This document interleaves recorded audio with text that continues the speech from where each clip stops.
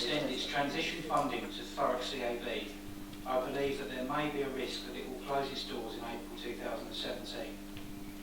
Can the Cabinet member please confirm whether the Council's transition funding will cease in April 2017? Okay. I understand why you changed that. The Council is fully aware of the funding pressures that the CAB are going to be experiencing in April 2015. Both myself and the Leader, Councillor Gledhill, have had meetings with both the Chair and the Manager of CAB to monitor performance against the existing funding agreement. We're keen to explore what the CAB can do, how it can support the residents of Thurrock. And this will help us then be informed with regards to what opportunities there are. But at this stage of discussions, it's too early to say exactly what's going to be happening. But more than happy, as these discussions progress, to have a chat with you and let you know what's going to happen. There's some interest, because I don't know if most people are probably aware, I worked at the Citizens Advice Bureau for many years. If the decision is made that the Council will not extend this funding, can the portfolio member commit to a proper impact study being put before this Council to look into the effect it's going to have on access to advice, the effect it's going to have on the the money that the Citizens Advice brings in, the effect it's going to have on other charities as well, because the rent they pay could affect CBS as well, the effect it's going to have on the skills that people learn when they're going into the advice sector, and the effect it's going to have on civil society in general in Thurrock. Assessment dynamics, it's actually not something that's completely within our power, as you working at CAB would probably already be aware.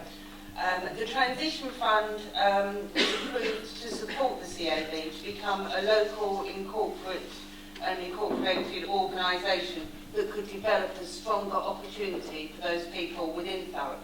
We need to make sure that every opportunity that the people of Thurrock need can be given. So if it is the CAB that needs to do that, then we need to make sure that that's something that we do look at. But a full impact, I'm not quite sure how that would benefit. We're not the only financial supporters of the CAB, as you're aware.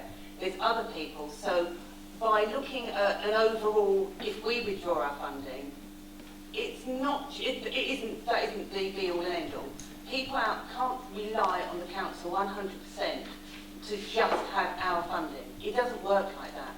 If you go back 15 years, yes, people were wholly reliant on the council for that funding. But now they run their organisations as a business. They look at other funding, look at other ways of getting money in, look at what services the CAB can provide to the council. They've got to look outwards, as they are doing, which is the conversations that the Leader and I are having. Thank you. That you're looking into, spinning out possible services, do contracting out stuff, that you're exploring these options. I must say, I do know the financial situation there very well, and the Chamber needs to be, no doubt, if the Council removes funding, it will close. There's no two ways about it. If we remove funding, the Citizens Advice Bureau will close. Now, Southend Council provide funding to their Citizens Advice Bureau. Basildon Council provide funding to their Citizens Advice Bureau. Castle Point provide funding to their Citizens Advice Bureau.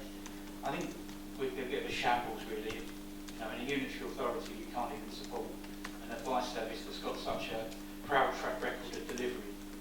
The reason why the Citizens Advice Bureau has been here so long is that the model works. And so I would hope that you would look very closely before you make a decision, that in 5 years' time we'll be sitting here and we'll be thinking. But in February 2015, when we were discussing the financial envelopes and things like this, Councillor Gledhill said, if we agree the finances of 2015, this could look at reducing the funding that is going to the CAB. That's why this side of the Chamber refused to agree to what Councillor Kemp put forward. However, UKIP, and it was a requisition vote, all agreed the funding envelopes. and in those funding envelopes were to reduce the funding for the CAB. Councillor Cleadhill brought it to everybody's attention. Look at the minutes of February 2015 and you'll see that UKIP agreed to cut that, the Conservatives did not.